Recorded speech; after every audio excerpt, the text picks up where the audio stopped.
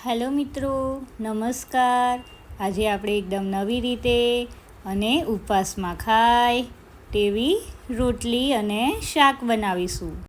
બટાકા અને સાબુદાણાથી જ આપણે આજે રોટલી બનાવવાની છે.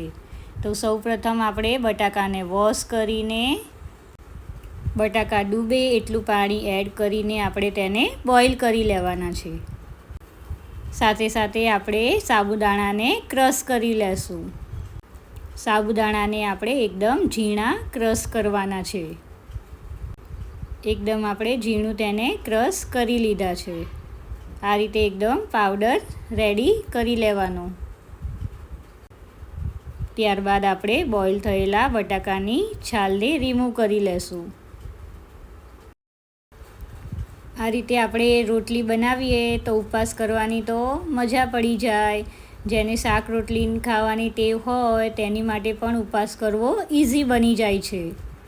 ત્યારબાદ આપણે તેને આ રીતે મેશ કરી દેવાના છે. અહીંયા આપણે લોટ બાંધવાનો હોવાથી બટાકાને એકદમ ઝીણા મેશ કરીશું. આ રીતે આપણે બટાકાને મેશ કરી લેવાના છે. ત્યારબાદ આપણે મિક્સરમાં ક્રશ કરેલા સાબુદાણાના પાવડરને એડ કરી દઈશું. અહીંયા પાવડર આપણે થોડોક એડ કરીશું. તમારે એકસાથે બધો પાવડર એડ કરવો હોય તો પણ કોઈ પ્રોબ્લેમ આવતો નથી. ત્યારબાદ આપણે ઉપવાસમાં ખાવાના મીઠાને એડ કરીશું. બધી વસ્તુને આપણે સરખી રીતે મિક્સ કરી લેવાનું છે. બધી વસ્તુ સરખી મિક્સ થાય તે વાતનું ખાસ ધ્યાન રાખવાનું. ત્યારબાદ આપણે તેમાં થોડુંક પાણી એડ કરીને રોટલી માટેનો લોટ રેડી કરી લેવાનો છે. અહીંયા આપણે લોટને વધારે પડતું સોફ્ટ પણ નથી રાખવાનું અને વધારે કઠણ પણ રાખવાનું નથી. આ રીતે પાણી એડ કરતા રહેશું અને લોટને આપણે સરખી રીતે મિક્સ કરતા રહેવાનું છે.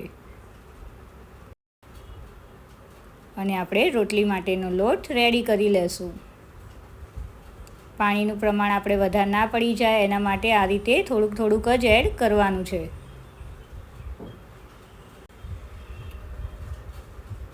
ત્યારબાદ હાથની મદદથી આ રીતે હોલ પાડી દેવાના છે અને તેમાં થોડુંક આપણે પાણી સ્પ્રિંકલ કરીશું. સાબુદાણા બધું પાણીને ઓબ્ઝર્વ કરી જશે. એટલા માટે આપણે આ રીતે સ્પ્રિંકલ કરીને તેને ઢાંકીને 15થી 20 મિનિટ રેસ્ટ કરવા દેવાનો છે. ત્યારબાદ આપણે બટાકાના સબ્જી માટે બટાકા આપણે વધારે જ બોઇલ કર્યા હતા. તેને આ રીતે આપણે કટ કરી લેશું. એકદમ જલ્દીથી રોટલી બની જાય છે અને સબ્જી પણ બની જાય છે. તો એકવાર આ રીતે રોટલી અને શાક જરૂરથી બનાવજો. ઉપવાસમાં ખાવાની તો બહુ જ મજા આવે છે. આ રીતે આપણે બટાકાને કટ કરી લેશું. એક જ વારમાં બંને વસ્તુ બની જાય છે. 15-20 મિનિટ થઈ જાય ત્યારબાદ આપણે આપણા લોટને ચેક કરી લેશું. થોડોક કઠણ થયો હોવાથી ફરીથી આપણે તેમાં થોડુંક પાણી એડ કરીને સરખી રીતે મિક્સ કરી લેવાનું છે.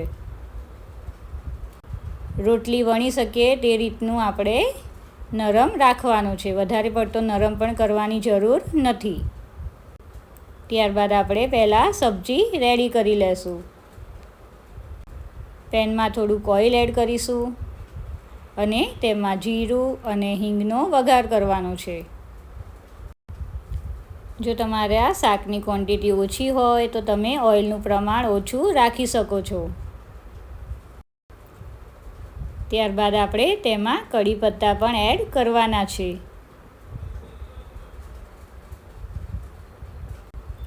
ત્યારબાદ આપણે ગ્રીન ચીલી એડ કરીશું.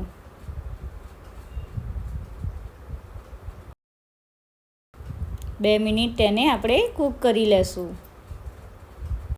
ત્યારબાદ આપણે તેમાં મસાલા એડ કરવાના છે. અહીંયા થોડીક હળદર એડ કરી છે. હળદરને આપણે વઘારમાં જ એડ કરવાની. ત્યારબાદ થોડુંક સ્વાદ પ્રમાણે મીઠું એડ કર્યું છે. થોડુંક ધાણા જીરું એડ કર્યું છે અને થોડુંક લાલ મરચું એડ કર્યું છે. અહીંયા લીલા મરચાં તીખા ના હોવાથી આપણે થોડુંક લાલ મરચું એડ કરવાનું છે.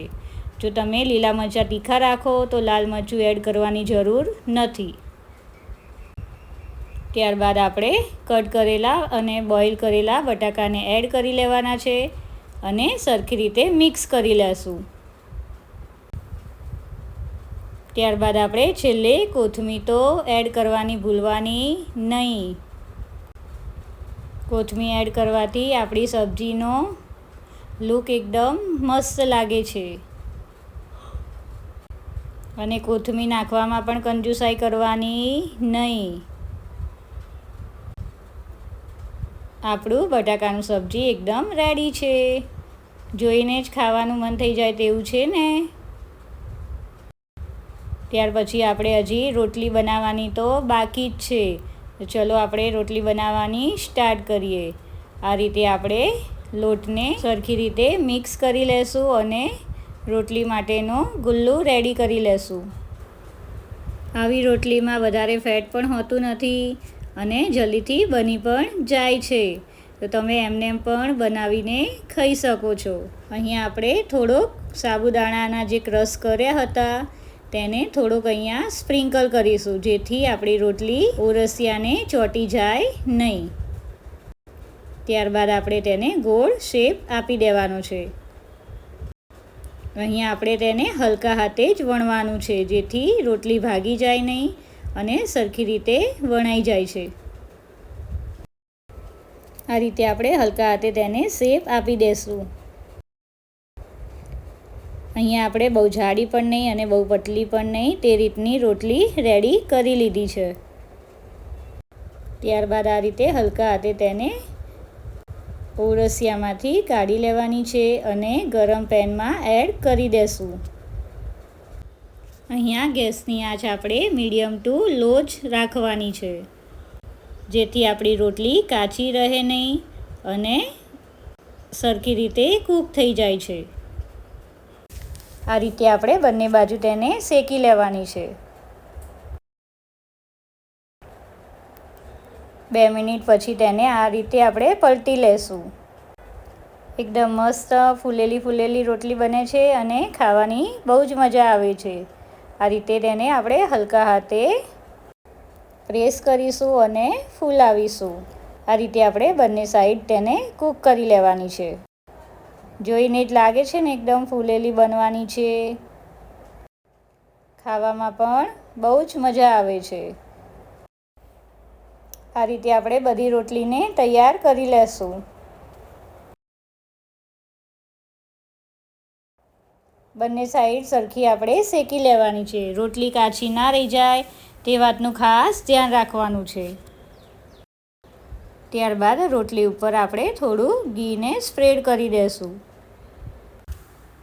આ રીતની રોટલી તો તમે ક્યારે પણ નહીં જ ખાધી હોય, તો એકવાર આ રીતે રોટલી તો જરૂરથી બનાવજો. બન્યું છે ને એકદમ મજેદાર, જોતાં જ ખાવાનું મન થઈ જાય તેવું. રેસીપી ગમી હોય તો વિડીયોને લાઈક કરવાનું ભૂલતા નહીં. Thank you. Subscribe my channel and join cooking with Disha. Wow!